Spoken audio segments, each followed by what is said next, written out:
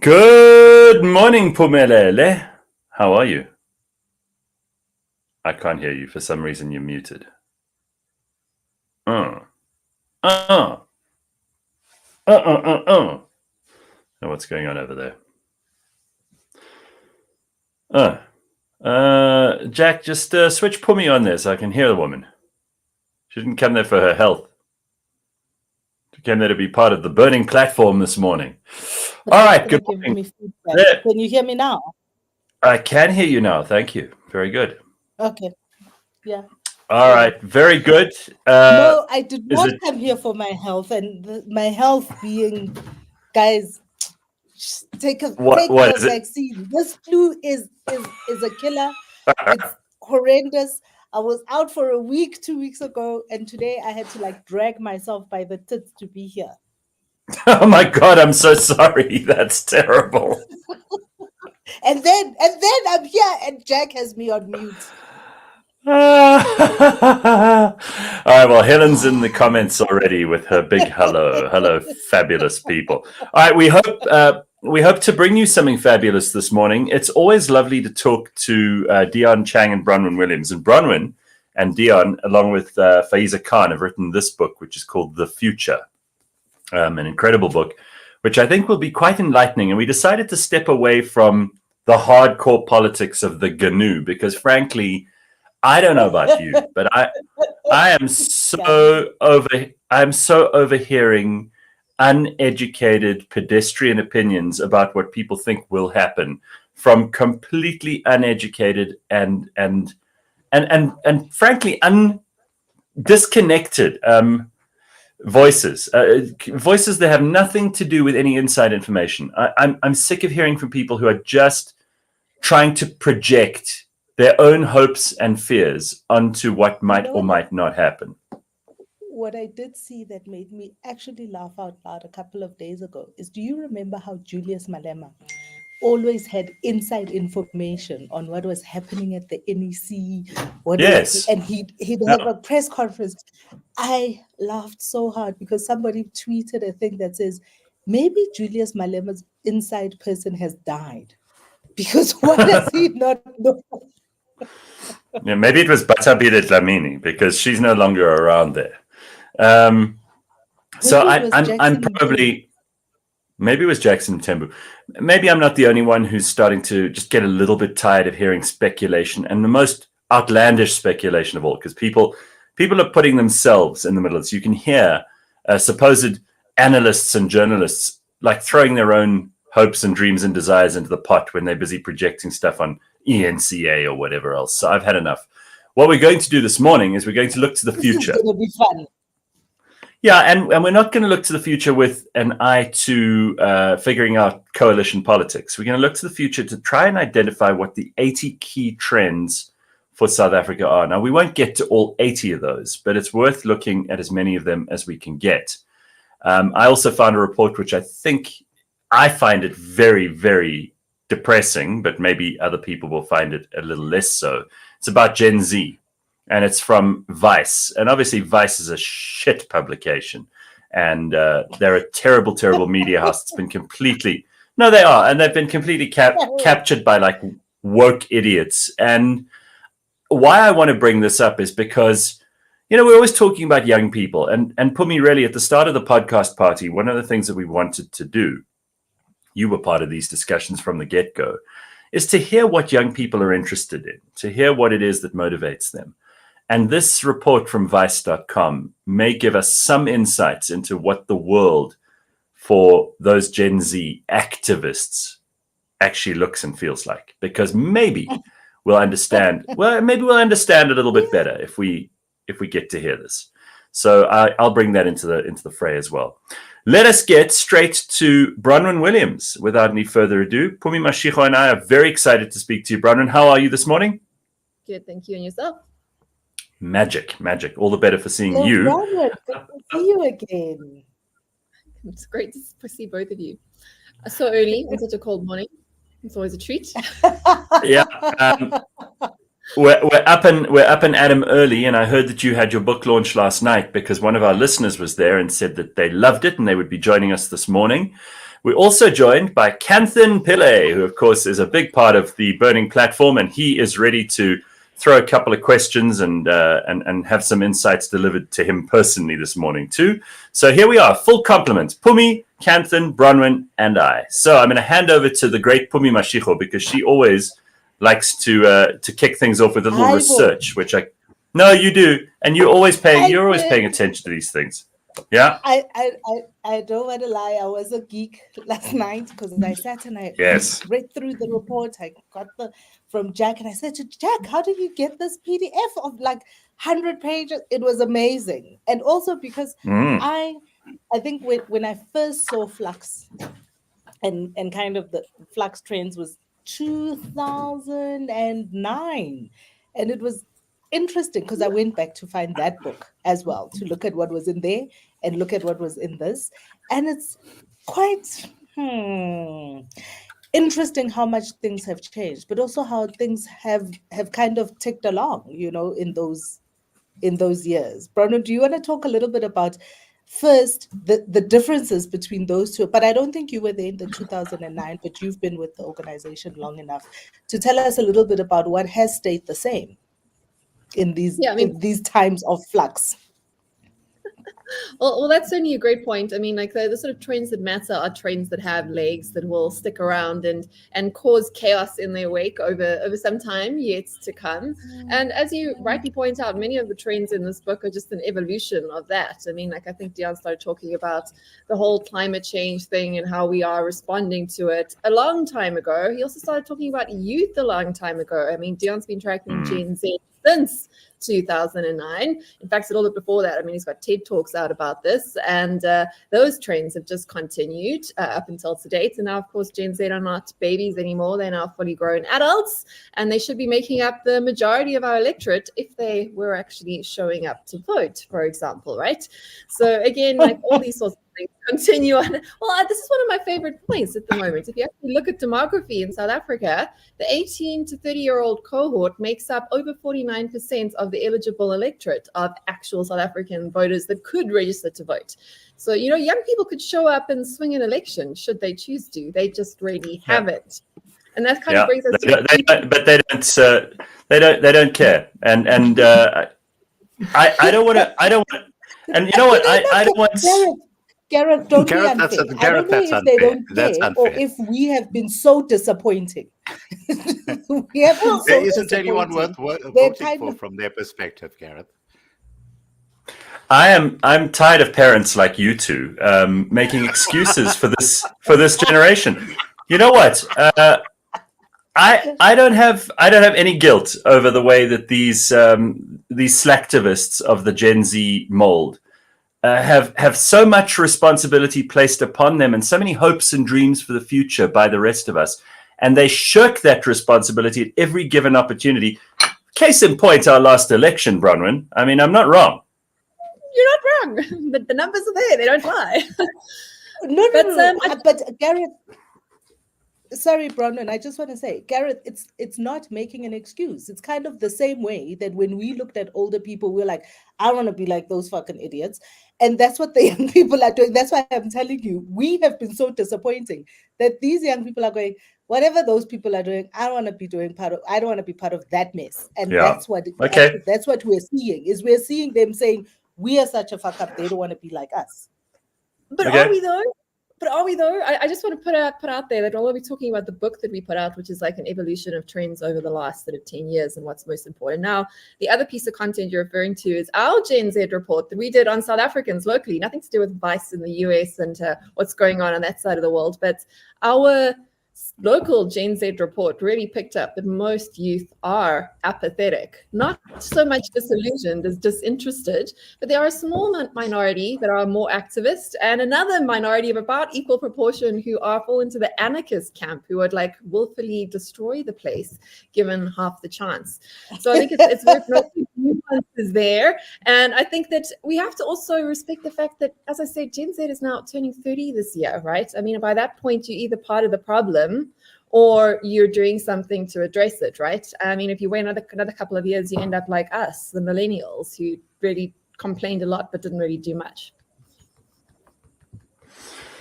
Look, I'm more interested. So what? Let's look forward, because I don't want us to spend time having like intergenerational squabbles. As much as that's fun, as much as I know, I'll win, because these people aren't only lacking any desire to change things or any kind of energy to actually move things forward. They also aren't very well educated. We know that for a fact. You're unlikely to win against my daughters. I've met your daughter, your one daughter, and she's certainly smart. I'll give her that. But she is the exception. I'm telling you that the rule is quite disappointing.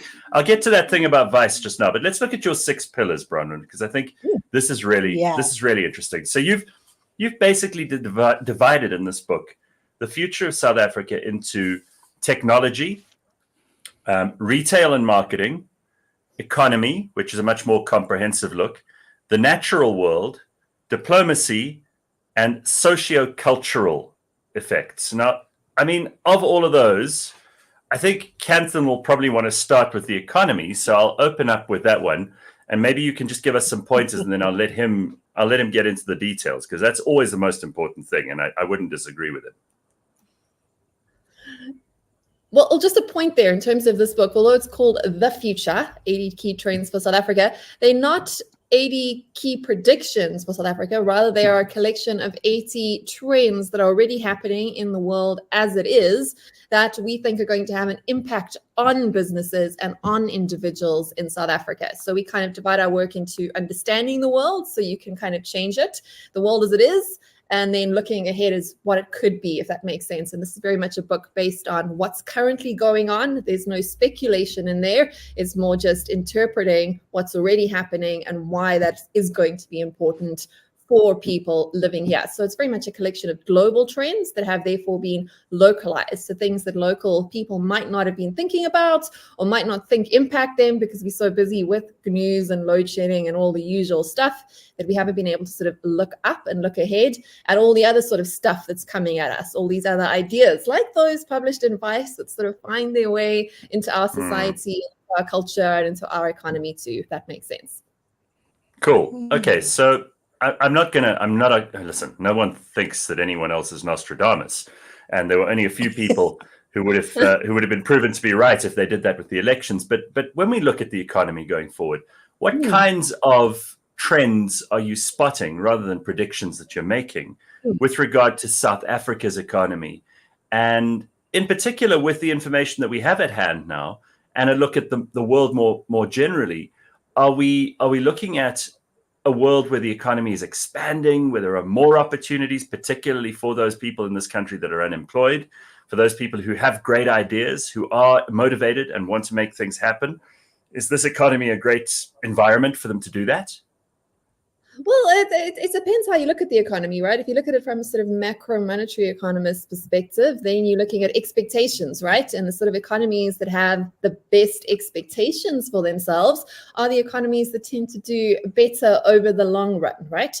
But if you're looking at the more sort of micro signals as to what's happening on the ground, we've got some less exciting signals. So I think it must be said that even as young people in South Africa might be apathetic, and even as older people might be disillusioned, South Africa has some of the highest degree of optimism about our society in the world.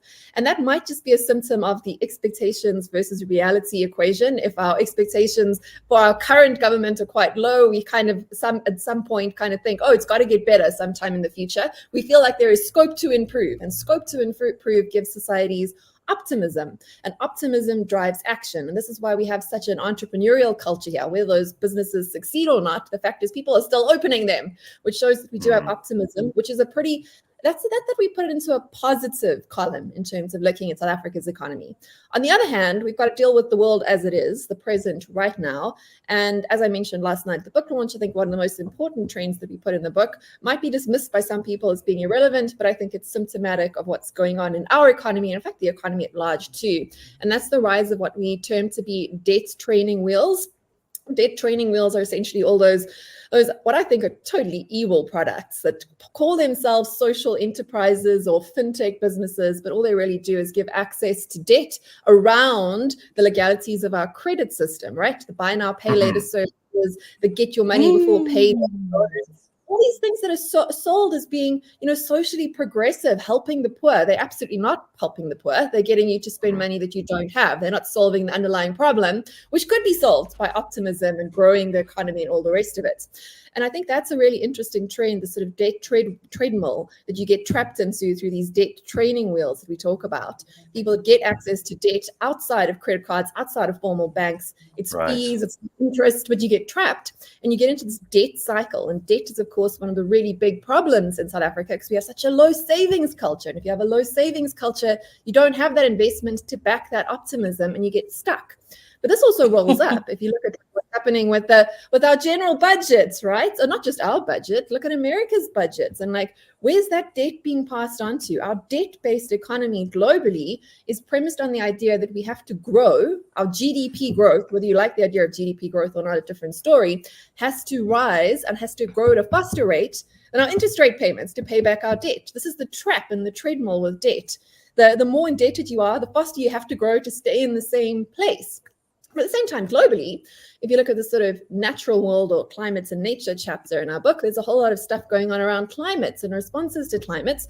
And one of those responses that I'm sure many of your listeners will be very aware of is that whole idea, that really toxic idea, that really badly named idea of degrowth, which I think actually is good for South Africa, because if the rest of the world is toning down their optimism, we get to lean into our optimism, and we believe that growth is good and they believe that growth is bad. I say that as dire as all of the sort of debt-based treadmills that premise our entire global economy really are, I would say the people that believe in growth are the people that are probably best set up to grow in the future. And from my perspective, certainly I still think that growth is good. Okay. It's a lot. Sorry, guys. It's a lot and it's a mouthful. And I think some of the stuff that you're talking about really also therein lies some opportunity for a country like South Africa that has such high unemployment, and only if we can get the education factor right. And I don't know if we've gotten that right just yet. What do your trends say about where we sit just in that education spectrum and in terms of opportunities that we have to exploit, as it were? Well, first I'll take it back even a little bit more, although that isn't in the book. It definitely informs our research that while education is, of course, critical, and while we are messing it up at pretty much every level, which I'll get to in a second, it starts before that. You can't educate a child who didn't get adequate nutrition in the first 1,000 days of their life.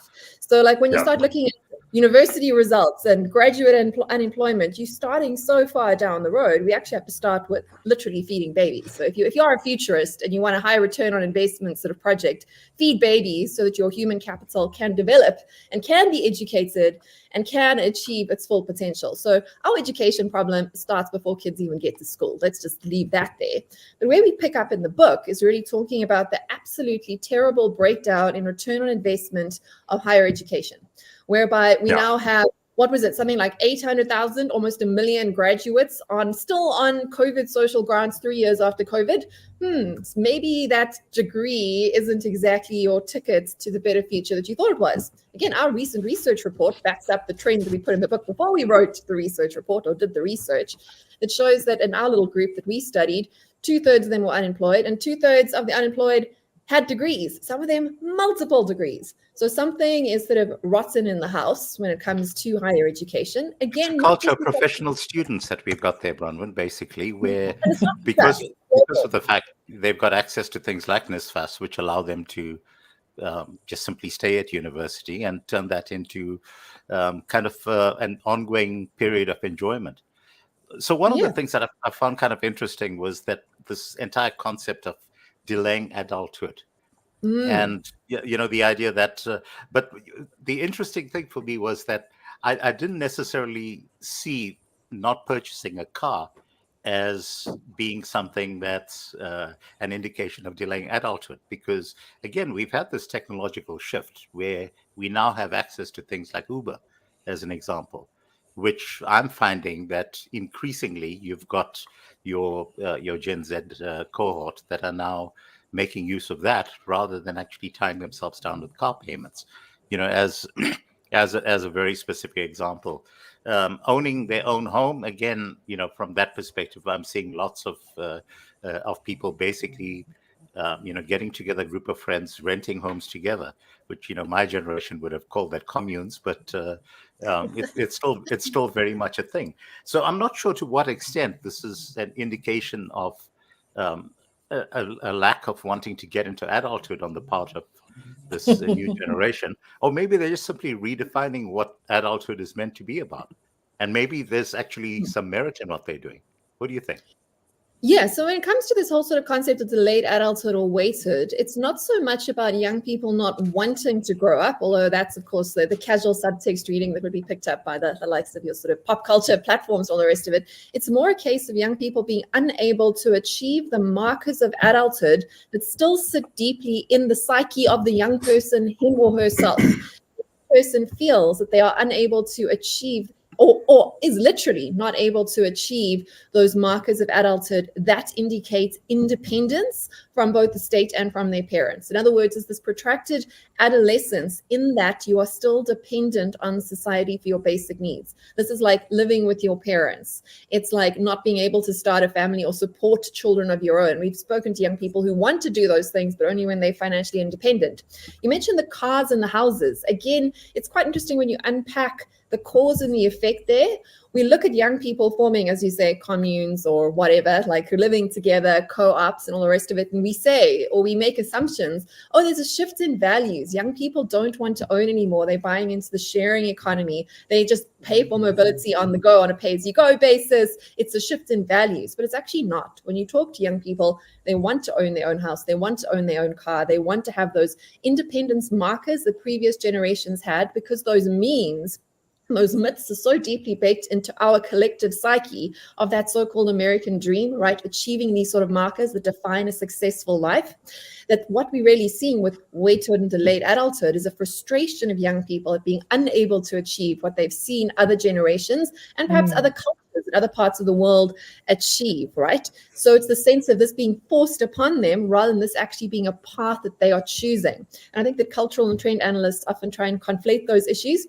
They see something happening, a pattern, and then they attribute, causes to it that aren't necessarily real causes. We'd like to project our values onto particularly younger generations and lionize their virtue, which I think is really, really interesting too. And we do this even worse now with small children, to the point that we've now got boards in like Holland appointing 8 to 12-year-olds onto their boards to essentially be their morality counselors over climate, sustainability, gender, and justice issues, which is just absolutely incredible to me. I mean, some of you are parents, right? I mean, you've met small children. As Terry Pratchett says, the voices of children are great and all until you listen to what they're actually saying, which I think is quite interesting. Yeah, thank you. Yeah, I mean, I'm going to resist the temptation to climb into how useless children are again, because I actually think that one of our big pluses is that we're still having children in this country, and I think that one of the best things about South Africa is that we have potential for growth, where countries like Japan and Scandinavian countries, Norway, Sweden, Denmark, Finland, are really struggling to get people to even have kids. We may have socioeconomic pressures on us, but at least we have a next generation. Those countries don't. They're in big, big trouble with that inverted population pyramid, right? De facto degrowth. And again, it comes back to what I was saying with those longer run reasons why we are optimistic. And we can back that up by fact. I mean, if you want to look at the absolute optimism of a society, is are they having babies? Like a pessimistic society doesn't believe they have a future, doesn't have children. And there's almost nothing you can do to make them have children. I mean, you mentioned some of these countries that have de facto degrowth, like really collapsing inverted population pyramids. And there's almost nothing that they can do to actually incentivize people to have children. There are places that are giving away free houses for every baby you have. Or if you have children, you won't pay income tax for the rest of your life. Incredible incentives. But there is pretty much no amount of money you can give, particularly a woman, to have a baby that doesn't want to have a baby. And we've just seen these incentives fail and fail and fail in countries, because what you really need if you want to have people believe in the idea of having babies is you have to have people that believe in the idea of a future, which is something that many societies have given up believing in. They're now ashamed of their present and they don't want to perpetuate that into the future. And that reflects in a degrowing society. And I think that every society has got a question for themselves whether you want to buy into that. Do we as Africans want to buy into Europe's shame about themselves and shame about being human, which is one of these like really toxic ideas that creeps in with these sorts of degrowth type movements? Bronwyn, I think that if you take a look at the collective West, that's probably true. But if you look in terms of the BRICS countries, that's probably not true, because Absolutely not. Brazil doesn't have degrowth. China, after the disastrous one-child policy, has been clawing its way out of it. India is very comfortable with its population growth. Russia has been doing a lot of those incentives that you were speaking about in terms of actually, paying women to stay at home and have kids. And we're seeing this, to some extent in some of the cultures that looked quite disparagingly upon by most of the Western media. Hungary, for example, has been putting in those financial incentives, and so they once again in a positive growth spurt.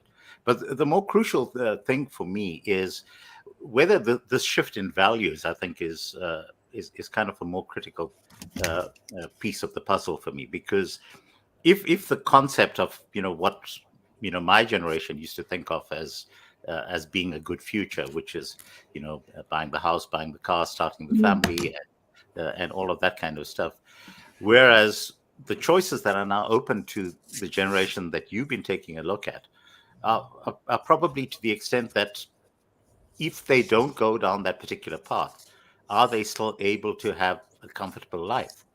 And is there enough of a social support network that's going to give that to them? So, things like national health programs, for example, or if you have a country that has a sovereign wealth fund and is actually paying you on an ongoing basis, the urge to actually be getting out and doing stuff just from the basis of survival is not there anymore. So, but the other thing that I wanted to find out in your studies, did you come across any significant difference in terms of the urban versus the rural mindset? Because I think that's the more interesting one for me. I'm not sure there's so much of a difference between the rural and urban mindset, certainly not from the young people that we spoke to. In fact, what we found was their values, their optimism, their thoughts around big issues like family, like religion, like country, like patriarchy, all of those sorts of big topics. There was a lot of commonality between different genders, different races, different parts of the world people grew up in. The mindset of young people was more homogenous than what we had perhaps expected. I think that this is a symptom of the fact that even if you are living in a rural community in some tiny little town in the middle of nowhere, you still have access to the great sort of global media system that we all kind of swim in, this sort of porridge or the soup that is the internet, for better or for worse. And I know some people find that absolutely horrific, but at the same time, it has been a sort of flattening, not just of culture, not just of style, not just of taste, but also it's been a sort of flattening of values, that you find that values among young people and also in different parts of the world that used to be polar opposite now become more similar. Well, there are some exceptions. I'm glad you brought up the whole sort of BRICS thing. And there is kind of a reason South Africa is aligned with BRICS, in that the countries that you mentioned there all have that, as I said, evidence-based optimism in the fact that you're having babies, you believe in growth, you're building things, you're doing things, you're making yourself bigger and making yourself smaller. But there's other studies that back that up too, in terms of things like technology and artificial intelligence. If you ask children or young people, teenagers, early 20s, people going to university, different parts of the world, what they think about AI in the future, Westerners in the sort of weird West, that sort of Western, industrialized, educated, the weird West, they tend to be afraid of AI and see AI as taking away their privilege, making their life smaller, a threat, maybe even an existential threat to humanity. Whereas if you ask people in the rest of the world, which is now the majority of the world, so if you look at as you said, India, China, all these giant countries, young people there see AI as an enabler, as progress. And I think that that's a really interesting difference, and not so much between rural and urban, but really between the countries and the cultures that are buying into the idea of a future and those that really aren't. And I think that this speaks to privilege in general. And I think that even our historically privileged here in South Africa will know this. The privileged are not always the most receptive to change and to progress, because progress, if you already have kind of everything that you want, can can be seen as a threat to your privilege, right? Whereas if you have still scope to grow, you see progress as being an opportunity to grow with that. And that's very much a mindset shift. But I think that comes from the culture that you live in. It comes from like seeing problems around you and seeing these things have to be solved. And weirdly, it seems like, and you picked up on that point too, but where we have problems, there is the sense that you have to solve it. It's almost this case that the more problems you have, the more optimism you have, which is a kind of a dangerous idea when you unpack it. But at the same time, when you have too much privilege, when you're too rich, when you've got a lazy girl job and you live in some big city in America or Europe, and all you do is show up and make the coffee, and yet you go home to a really comfortable life in a heated apartment, how much sort of impetus do you really have to improve things? And why would you want to rock the boat or let anyone find out that you really do have a minimum effort bullshit job, as David Graeber spoke about? You know, these jobs where you overpay, you do not very much. Of course, those people don't want to talk about progress in AI. They're the ones that are going to get caught out. Whereas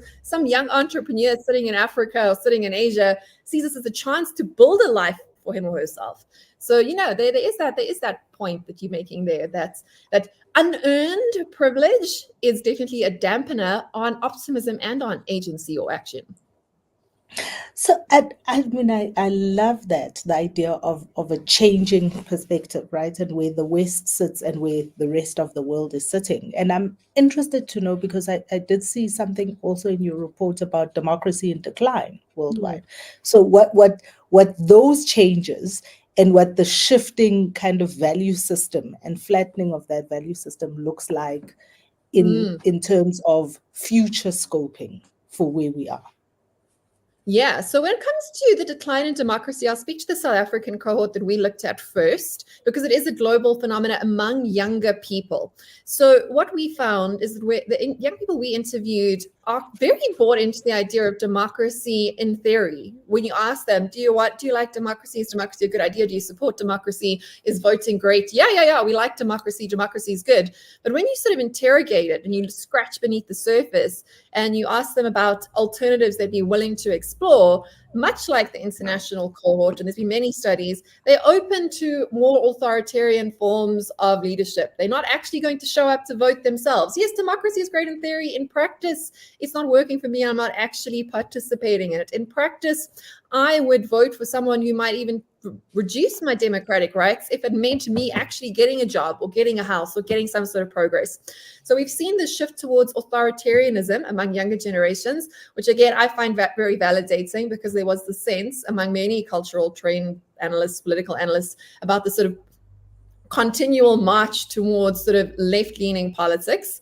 But I was like, no. Every generation rebels against the previous generation. And we've seen quite a dramatic swing towards young people being open to supporting authoritarians, more right-wing parties in Europe. That's how it's evidenced there. Here in Africa, it's more sort of strong type leaders, looking for the big men leaders. Again, a common theme. I mean, we saw how many people voted for MK here. I mean, this is very much a sort of right-wing party that we're talking about, even if our politics is a little bit twisted. You know, like there's ideas of big men, authoritarians that will alleviate the burden of personal choice and responsibility. So for me, this is again a symptom of apathy rather than actually a symptom of rebellion, or not. Well, it is a form of rebellion, but rather than of sort of revolution, it's more a case of, can we get away with sort of deferring our authority to someone else, that we can get on with making like TikToks or being an entrepreneur, depending on how ambitious you are, right? Well, so sort of like, let someone else. We don't want to be part of that. If anybody listening to this tries to kind of distill this through ChatGPT now, I think what they'll get is, and I'm trying to be charitable about this with all of us, because we are looking for solutions. Here's what they're going to get: is people want free material stuff or really cheap material stuff. They want to live comfortably. They want to have all the options that are possibly available to them. They want to do no work. They want to be able to live outside of any values structures that existed before, like religion or hard work or families or any of that stuff. And they think that's just going to work. I mean, it's amazing to me how detached from reality so many people are. If you look at climate change, and we've got to talk about this because I think it's an ongoing area of just incredible stupidity. Rutger Bregman who I know you're also familiar with, Bronwyn. Rutger Bregman wrote this book, Humankind, not so long ago. And I know you guys refer to it in your book.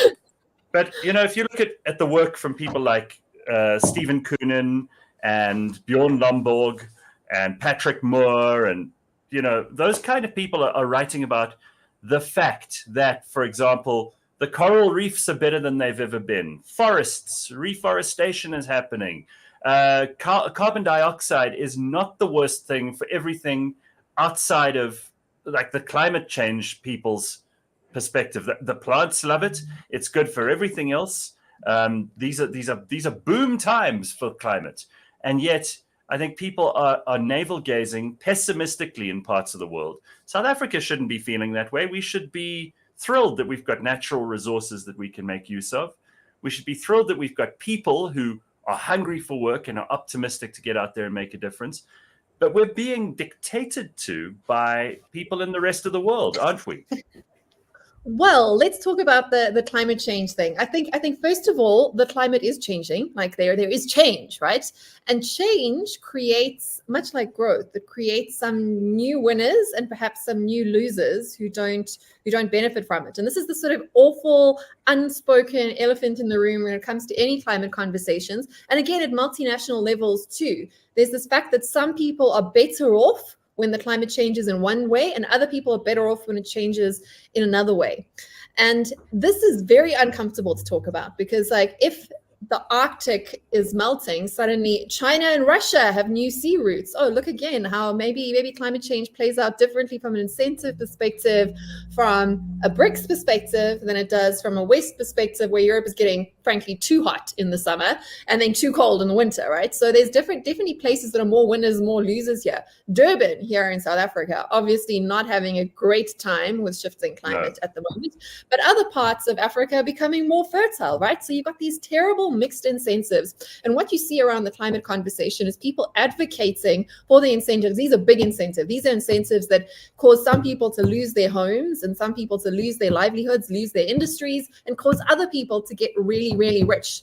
And this is why we start to get to see really horrifying things like geoengineering at the moment, or rain stealing, where like China seeds the rains that falls on their sides, that India's monsoons are messed up, or Dubai messes around with the weather and causes floods, but it definitely wasn't rain seeding, as Dubai said, which is my favorite sort of climate change anecdote. After there was floods in the deserts, they were like, oh no, that's definitely not man-made climate change in the form of geoengineering, but it's definitely caused by man-made climate change. So it was like plain was rain by not the actual plane seeding the sky. It's just incredible. So man-made climate change definitely messed up Dubai's weather. Who's to blame for it? Different question. You see, we can always play blame and parts blame here, but the stakes are so high when you're looking at the fact that there are islands that are sinking at the moment, where there are populations are having to be moved. Like you got the island Tuvalu, who now has been giving citizenship in Australia because their whole country is sinking, right?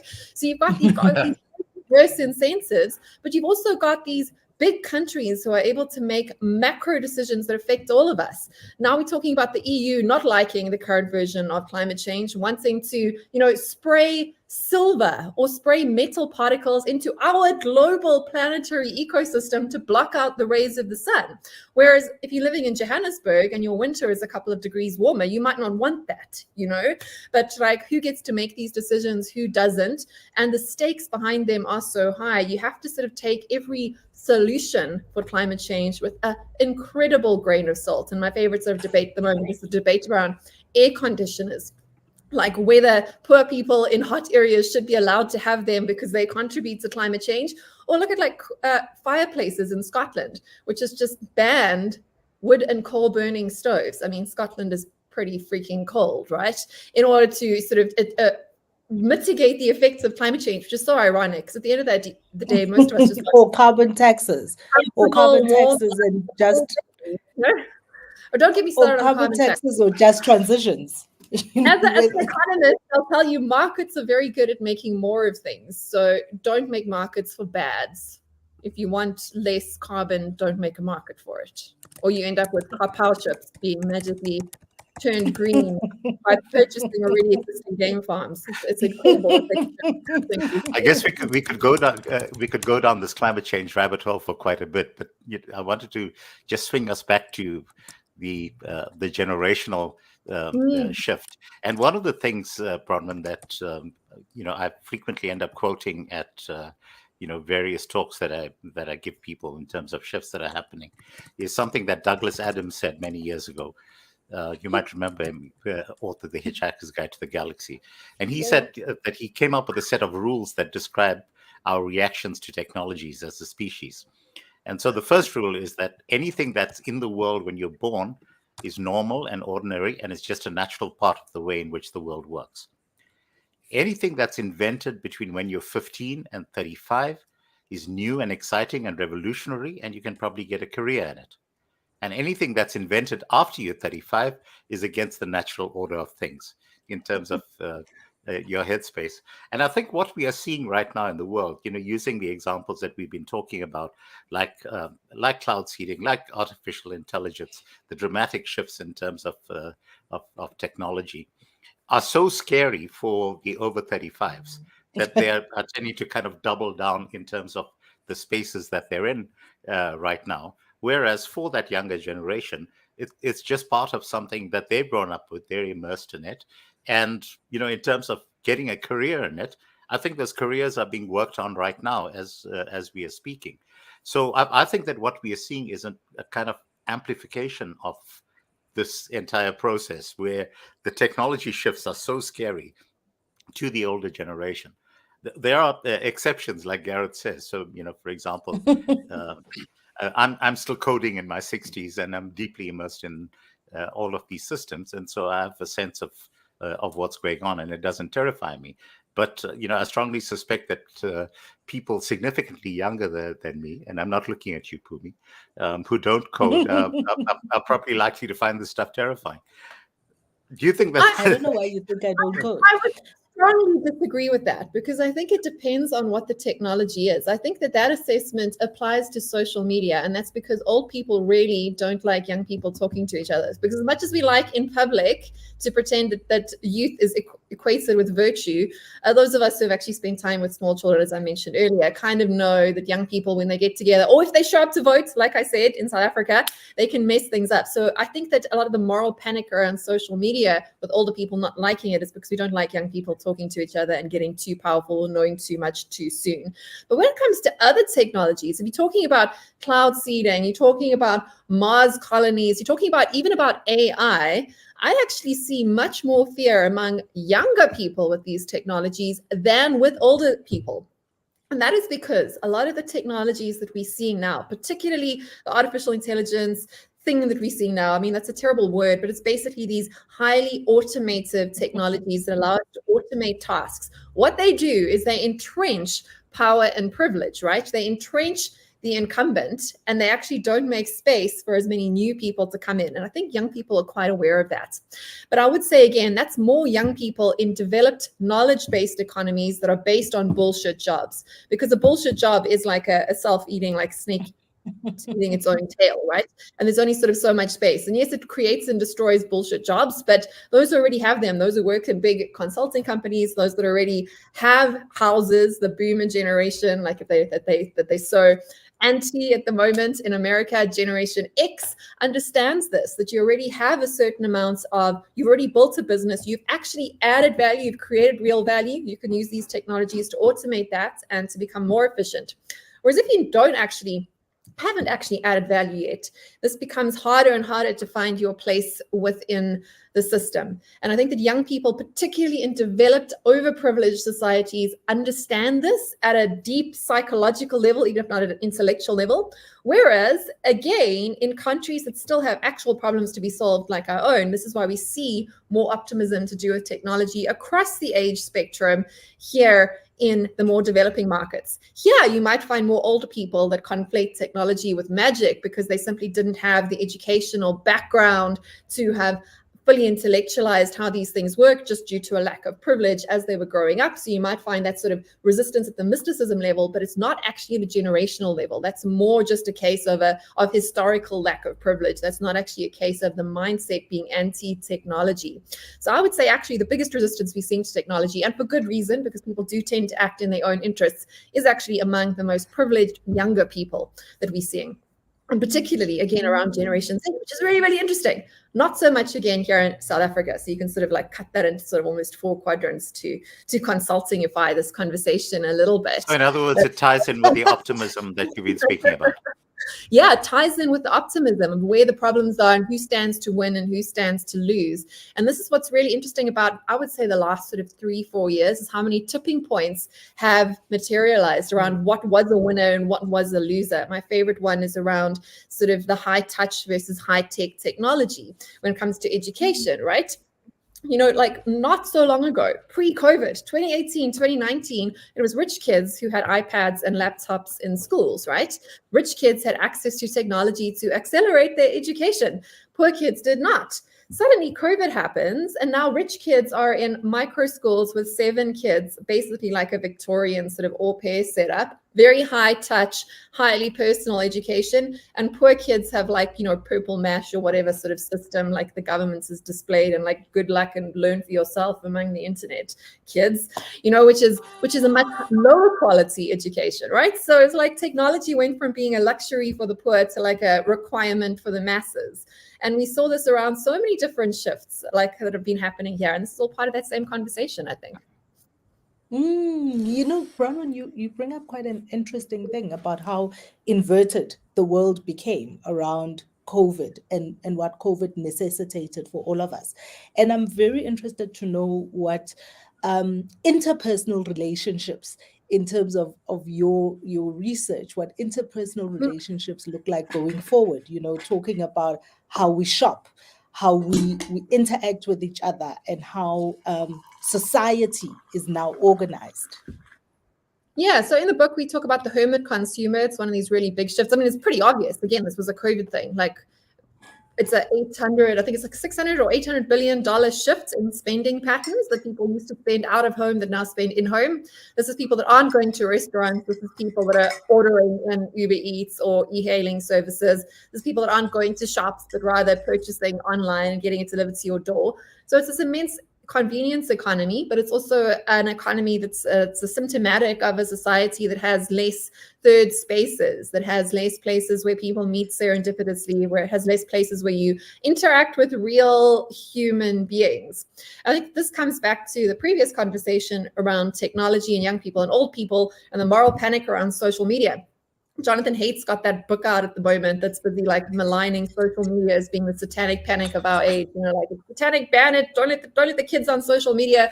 And again, I think it's a very bad conflation of cause and effect.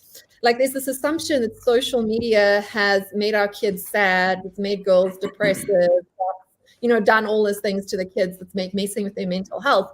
But at the same time, I would say you got to take a step back and say, why are kids on that social media and what are they learning on it? Social media is a mirror. It's a reflection of society. And what you're really seeing is a broken society reflected and disseminated wholesale across all young people all across the world. It's those bad messages that are messing with the kids' minds, and the fact that teenagers don't have spaces to be teenagers embodied anymore. Like I'm not that much older than Generation Z, but I'm still old enough to remember going to the mall or going to the park to hang out with people that might not be your friends, but they were certainly your peers. So you had that like physical socialization. Previous generations, good old Generation X had even more. They got to ride around on their bikes across different suburbs and like go AWOL for a bit.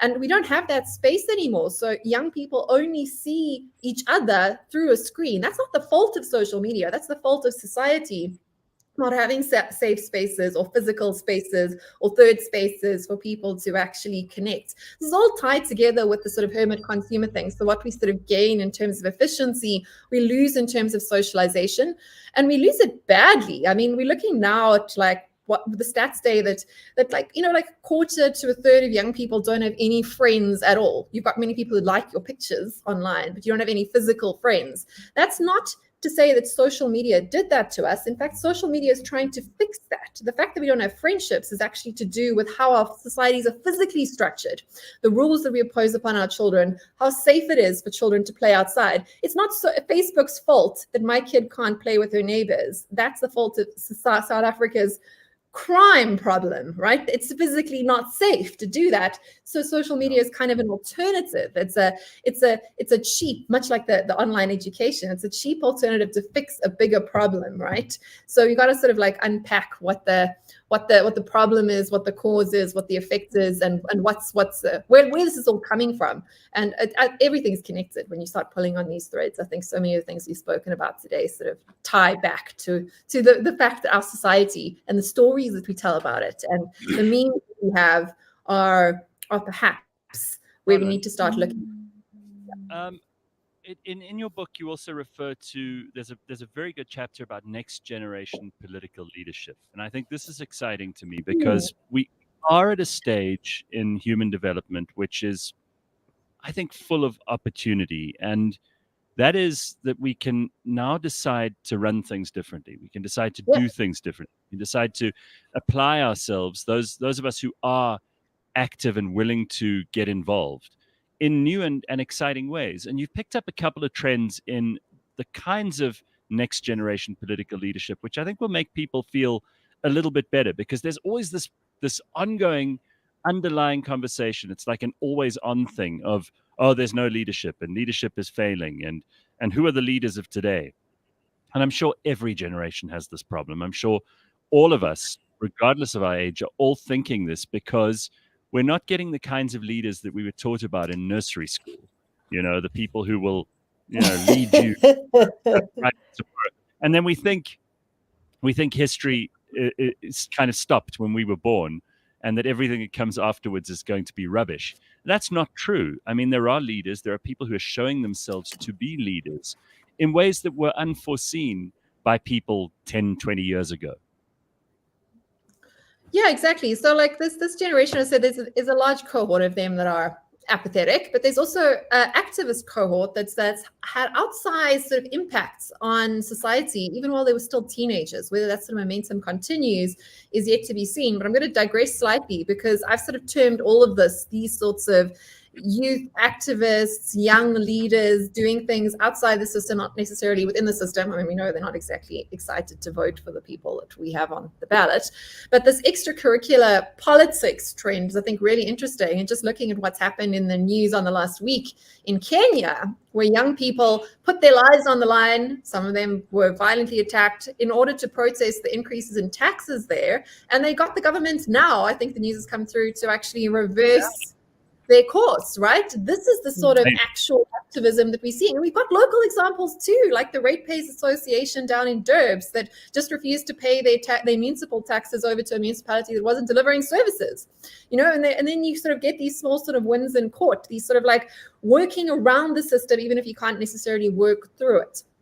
And of course, there's more sort of the ones you might expect, the activist investors, the young guy in Australia who sued his pension fund for investing in petro-based companies, not because they were poisoning the planet, but because he said that was an unsound investment decision, because he believed that in the future, petro companies were going to be banned by governments or have their profits reduced. In other words, at a purely crassly commercial level, this guy sued and won his pension fund for investing in the old economy, not for investing in the new, shifting the conversation in different ways. And of course, you know about the other sort of prominent young activists. We don't need to give them more airtime here, but you've got these individual characters who have made an outsized impact on very big issues, whether it be climate, whether it be gun laws, whether it be what's going on in Gaza at the moment, whether it be taxes now in Kenya, whatever it might be. They are young people that do care and do make a difference, even if they do make up a very small cohort.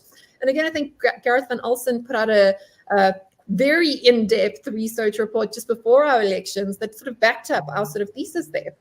But around sort of 80% of the generation quite apathetic, and then you got sort of 10% to 20% who are active, either active in a progressive, constructive way, like these activists we're talking about, or active in a more sort of perhaps regressive anarchist kind of way, like look at our Latwizi movement here in South Africa, or some of the more destructive, shall we say, student political movements that we've seen. So you've got a majority that's going to be led and nudged by those that do care, and hopefully those that do care about nice things win out over those who care about destruction, nihilism, and anarchy. Which is essentially the way that it's always worked. I mean, it is essentially the way that it's always worked. It's always been a few who lead the charge. Mm-hmm. Exactly. But I'm also intrigued at the fact that we've spent so much time talking about young people when there is clearly a trend that we are living longer and we are having more vitality into later stages of our life, which actually means that even Kanthan, has a longer runway to go. Even Kanthan, what about that? I like aspect? that, Phumi. I think it's true, though. I mean, it's true that there is a longer runway, but we haven't spent nearly as much time talking about the fact that we are living longer and we do have more vitality into later stages of our life, and what that means for all of us, that are not Gen Z. Yeah, well, I think that makes us more expensive, but it makes us more expensive, particularly for Gen Z, who's going to be paying for our social entitlements, because entitlements don't decline, they incline over time. And longer lives mean more expensive citizens, which is a really interesting shift. Also took place around about the COVID times, where we started seeing governments seeing citizens as liabilities, not as assets. This goes back to our conversation around growth and degrowth. And this is a sort of an emerging, insidious kind of debate that's not being said, but is kind of being done if you look at what's happening across the world, where you start to see previously population growth was tied with economic growth. And the more people you had, it meant you had that demographic dividend. Your whole economy grew. That's what happened with China. Whether that happens to the same extent with India is a question. And what about Africa? We've got our demographic dividend peaking in 2050. But if that demographic dividend, people are not matched with productivity, in other words, those people, your young working age population is unemployed, like, oops, it kind of is all across Africa. Having more people is not a blessing. It's not a rising tide. It's a curse. It's suddenly a demographic disaster. And there's a sort of, we see this really insidious shift in governments seeing people as liabilities and not as assets on the so-called like national ledger. And this is what happens when people are dependent on social grants and not actually income taxpayers, right? Now suddenly your government sees you as a drag and not as an asset. Look at Canada. This is my favorite one, with their euthanasia. Recommending suicide. Yes, recommending suicide not just to the sick and to the elderly, but to the poor and indigent, right? Like, we're not going to pay for your social housing anymore, but we will pay to kill you so that you're not homeless. Like, which one would you like? Like it's take or death, if only it's not such a nice equation. And this is for me really symptomatic of the shift in mindset around certain public sector accountants who are effectively kind of running the world that have to make these sorts of decisions. And this is a really dangerous idea that we hopefully won't get into too much today, but it ties together very, very deeply with these extended lifespans. And that is the fact, honestly, comes back to youth apathy, participation, all of these sorts of things. If you're not adding value to your society, sooner or later, somebody is going to start to see you as a liability. This is the same thing of young girls who have bullshit jobs making coffee in some tech company, to all the way through to some young person that can't find a job, that's trapped and waited, all the way through to old people who are living longer but retired 40 years ago and are living off society. All of these people have very good reason to be frightened about the future.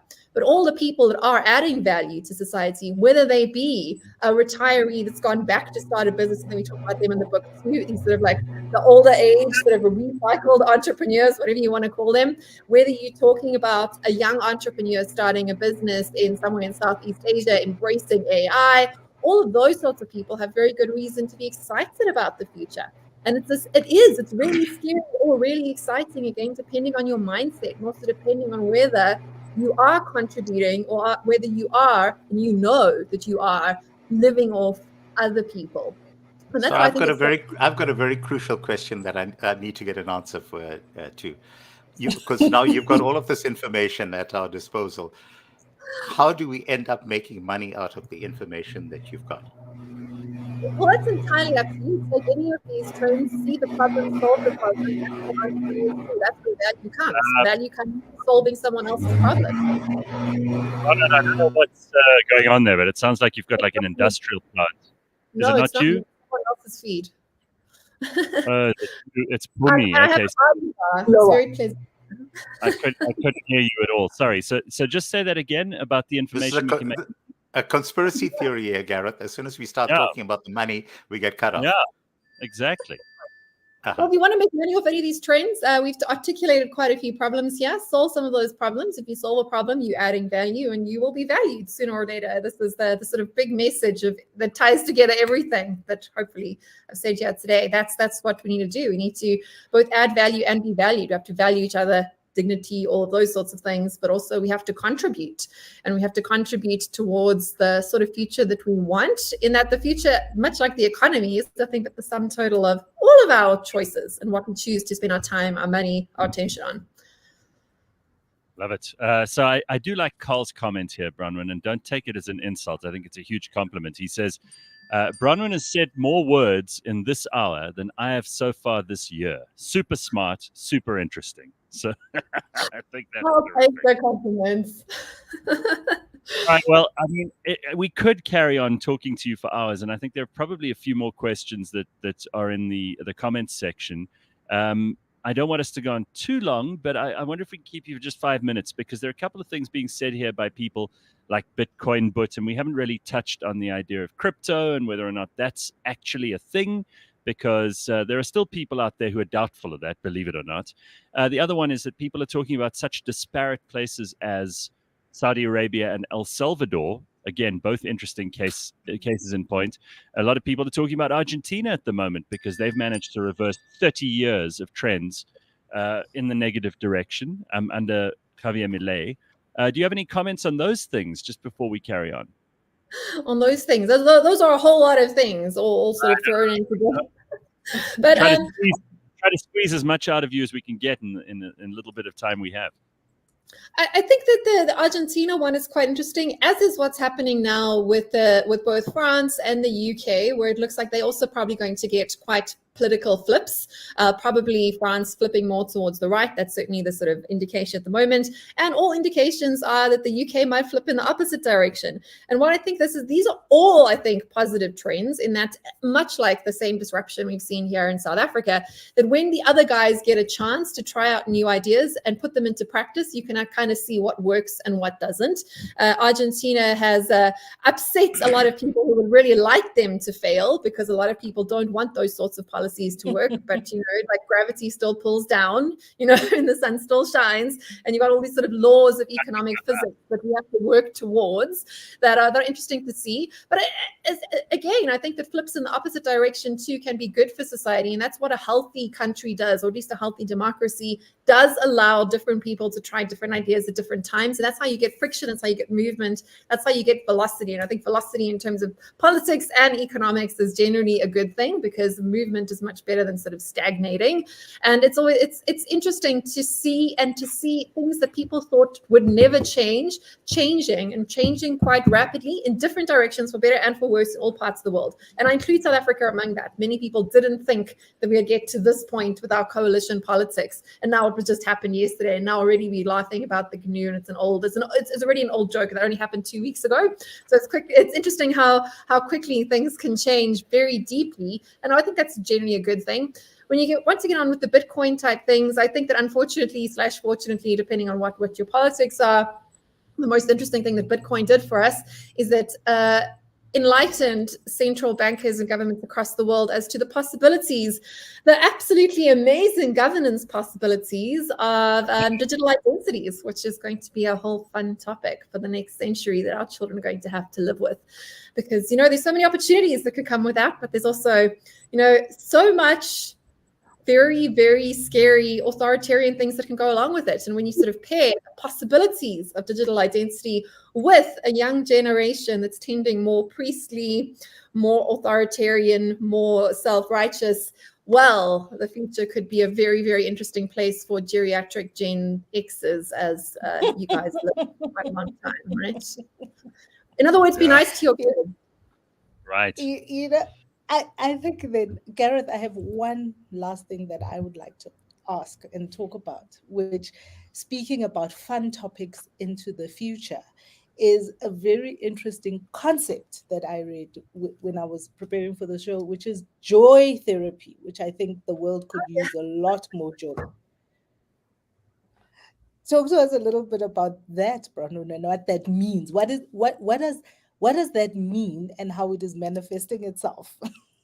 Well, okay, it can mean all sorts of different things, but yes, people are essentially paying people to be their friends. I mean, we know like everyone has to have a therapist these days, right? I mean, like paid friendships. Joy as a service, yes, that's definitely something that we're seeing. You see the laughing retreats, much like the ice bath retreats and all these sorts of things. Although all of these things do sound quite fun, I think that they're probably some of the darkest trends that we've got in the book, because this is the commercialization and the commoditization of things that probably shouldn't be commercialized or commoditized. Like, you know, paid friends, paid joy, all of these sorts of things, I think speak to a very, very, very sick society, right? But if you want to end on a happy note, let's pretend joy therapy is just about being happy, right? All right.